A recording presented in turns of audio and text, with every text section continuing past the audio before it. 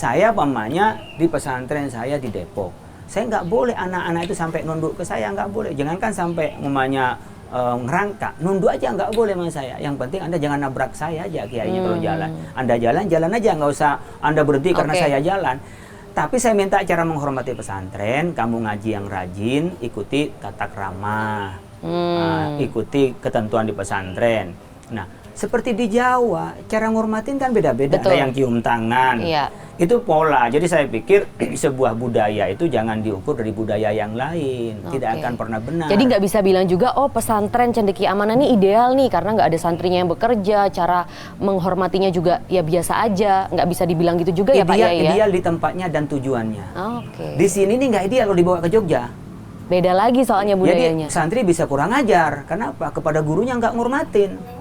Jadi konteks menghormati itu kan tetap menjadi sebuah kewajiban. Di pesantren itu selain pengajaran ada pendidikan. Pendidikan yang utama adalah menghormati guru yang mengajarnya. Nah, cara menghormati guru yang mengajarnya itu macam-macam. Cium tangan, ada yang nggak mau cium tangan, tapi ada juga menyebutkan tentang cium tangan. Bahkan itu ada hadisnya tentang cium tangan. Ada ke tradisi ulama bagaimana menghormati guru itu memudahkan dia ngaji. Itu ada tuntunan itu. Jadi kalau anak sudah benci sama gurunya, hampir dipastikan dia nggak bisa menyerap ilmu dari gurunya. Dia udah reject duluan. Nah, tingkat bagaimana mereka menghargai ilmu itu juga ditentukan dengan mereka menghormati kiainya. Nah, cara menghormati inilah saat dikembalikan kepada al-'adah muhakkamah dalam bahasa, kembali kepada tradisi masyarakat dan penilaian layak dan tidak kan pada masyarakat. Seperti pantasnya kiai itu, umpamanya pantasnya kiai-kiai di NU itu sarungan.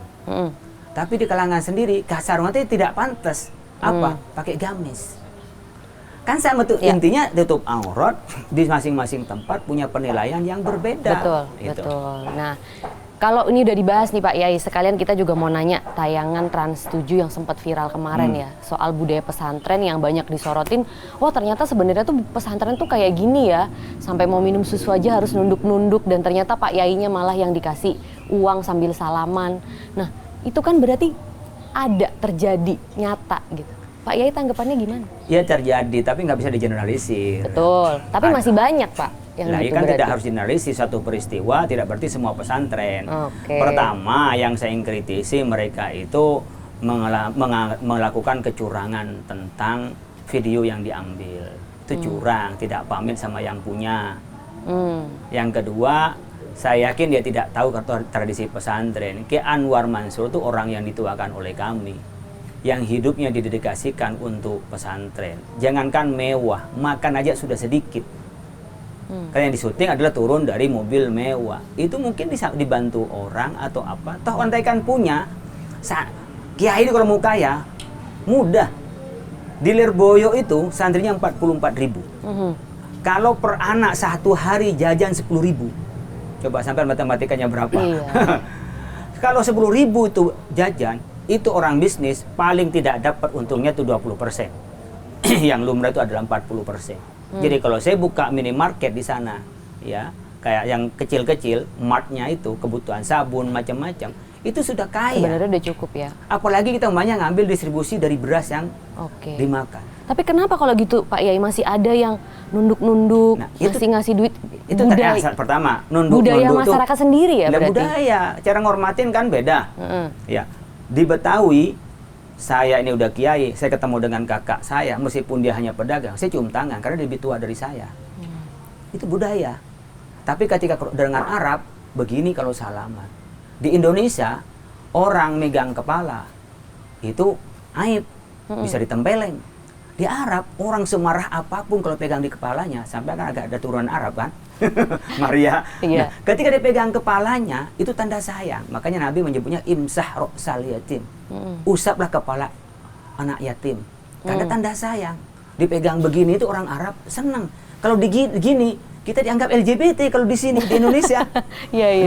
Ini maksud saya jangan sampai mengcapture budaya Jakarta dengan budaya di Jawa. Beda ya. Di Jawa itu kalau jalan, kulonun, nyun sewu, itu tak ramah. Kalau di sini dipakai di Jakarta, insya Allah nggak bisa jalan. Karena kulonun, nyun sewu nggak jalan-jalan. Tapi kalau di sini dipakai ke Jawa, ya kurang ajar. Jalan nggak pakai kulonun. Nah, maksud saya cara mengcapture suatu budaya itu jangan dilihat dari rasa, tapi dilihat dari budaya itu sendiri. Itu pertama. Yang kedua, kalau memberi salam sama kiai, itu bentuk takzim. Kiai itu ketika salaman, itu bukan pemberi duit loh. Tapi masyarakat itu sudah teredukasi bahwa memberikan sedekah kepada orang alim itu pahalanya besar. Oke. Apakah kiai itu nerima salam itu salah? Dan kalau saya boleh cerita, saya ini kiai, nerima salam, pertama tidak banyak kalau yang santri-santri, 10.000, 5.000, hanya ungkapan takdim, kayak sampean bawa bunga, dikasihkan. Nyari berkahnya gitu ya kalau orang bilang. Penghormatan. Dan kalau kita bersedekah, kan apa salah? Ini kan sedekah tuh hadiahnya. Tahadu, tahabu, saling memberi hadiah, biar saling mencintai. Kalau komen masyarakat itu, komen netizen itu gini Pak Yai, sedekah kok sama Pak Yai yang udah kaya gitu. Nah, apa salahnya? Sedekah yang harus pada orang miskin itu zakat. Nah, ini netizen harus diedukasi. Bedanya zakat, infak, sedekah, dan hadiah. Zakat itu kelebihan harta yang kita miliki, karena lebih dari 1 nisab lalu kita zakatnya. Urusannya kepada mana? 8 macam asnaf samaniyah, yang fakir, miskin, mu'allaf, dan ibnu sabil fisabilillah itu. Itu kalau zakat. Ketika infak, itu harta yang didermakan di jalan Allah. Infak, kepada istri itu infak. Kepada masjid itu infak. Kepada pengajian infak. Bangun masjid itu wakaf. Kenapa? Pokoknya nggak boleh hilang. Hanya manfaatnya yang diterima itu wakaf. Hadiah itu penghormatan. Kalau dulu barangkali Mbak Maria itu disenengin oleh suaminya pada saat awal-awal khidbah, kan bawa hadiah. Oh iya betul juga. Hadiah. Ada lamaran ya. Ada lamaran tuh hadiah itu. Mungkin dikasih bunga, dikasih cincin. Bentuk penghormatan. Jadi persepsinya itu jangan persepsi ya bahwa ini adalah model patriarki, tradisi mengagung-agungkan feodalisme gitu ya. Feodalismenya dari mana gitu. Ini kan tapi itu yang beredar Pak Yai di masyarakat. Kita pengen meluruskan ulang tahun, bukan ulang tahun. Anak saya itu ngasih bunga sama ibunya. Saya ketika ulang tahun ngasih apa kepada istri saya? Hadiah sama istri saya. Karena saya mencintai istri saya. Anak-anak saya yang berprestasi, saya kasih apa anak-anak saya? Itu hadiah. Maka jangan dianggap, wah ini yang miskin ngasih. Perlu dikasih tahu. Ketika kiai itu punya, ada tamu wali santri yang anaknya di situ itu tidak punya ongkos, dikasihin hadiah sama kiainya. Bahkan anak-anak yang nggak mampu itu, ini uangnya dipakai bayarin sekolahnya. Bahkan bangunan itu ketika ada duitnya, sama kiai buat beli tanah. Siapa yang nempatin? Adalah santri, bahkan dijadiin wakaf. Wakaf itu berarti nggak miliknya, milik Allah.